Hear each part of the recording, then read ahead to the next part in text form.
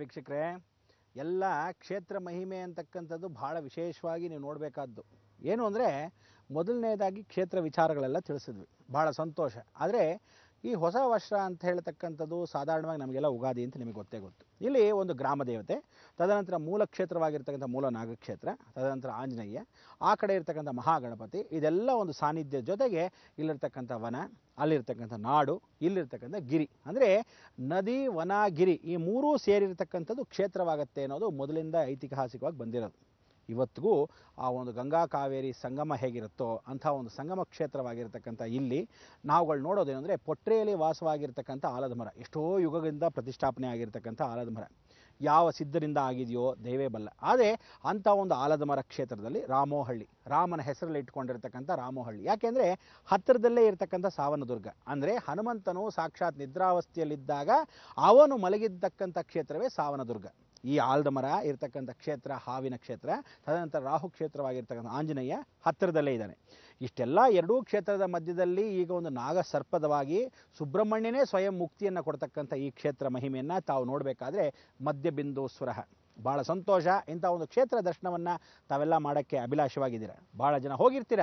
ಆದರೂ ಈ ಮಂಗಳವಾರದಂದು ಈ ಒಂದು ವಿಶೇಷವಾಗಿರ್ತಕ್ಕಂಥ ಸಾನ್ನಿಧ್ಯದಲ್ಲಿ ಏನು ಪೂಜೆ ಪುನಸ್ಕಾರಗಳು ನಡೆದಿರುತ್ತೋ ಅಷ್ಟೆಲ್ಲ ಒಂದು ಸಾನ್ನಿಧ್ಯ ಈ 1ನೇ ತಾರೀಕು ಶನಿವಾರದಂದು ಶನೇಶ್ವರನ ಕರ್ಮಸ್ಥಾನದಲ್ಲೇ ನಾವುಗಳು ನೋಡಬೇಕು ಅಂದರೆ ಭಾಳ ಐತಿಹಾಸಿಕವಾಗಿರ್ತಕ್ಕಂಥ ಘಟನೆ. ಅಂದರೆ ಜೀವನದಲ್ಲಿ ಪ್ರತಿಯೊಬ್ಬರಿಗೂ ಮುಕ್ತಿ ಮಾರ್ಗವನ್ನು ಹುಡ್ಕೊಂಡು ಹೋದರೆ ಕರ್ಮ ಕಳೆದ ಮೇಲೆ ದೇವರ ದರ್ಶನ ಅಂತೀವಿ.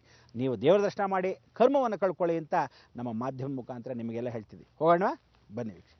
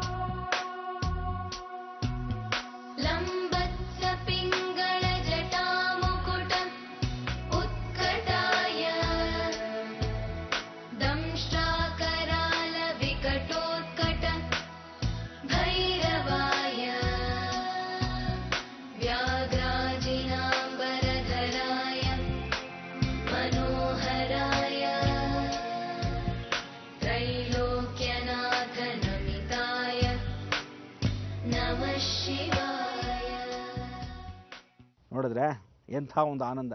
ಈ ದೊಡ್ಡ ಕ್ಷೇತ್ರದ ಮಹಿಮೆಯನ್ನು ತಿಳ್ಕೊಂಡು ಬಹಳ ಜನರ ಪುಣ್ಯವಾಗಿರ್ತಕ್ಕಂಥ ವಿಚಾರ. ಇಲ್ಲಿ ನಾವುಗಳು ಕಾಳಹಸ್ತಿ ಮಹಿಮೆ, ಇತ್ಯಾದಿ ರಾಹು ಸರ್ಪದೋಷಗಳ ಮಹಿಮೆ ಈ ರೀತಿಯಾದ ಒಂದು ಕಾರ್ಯಕ್ರಮಗಳು ಮಾಡಿದಾಗ ಸಾಕಷ್ಟು ಜನ ನೋಡ್ತಾರೆ ಅನ್ನೋದು ಮನೋ ಅಭಿಲಾಷೆ.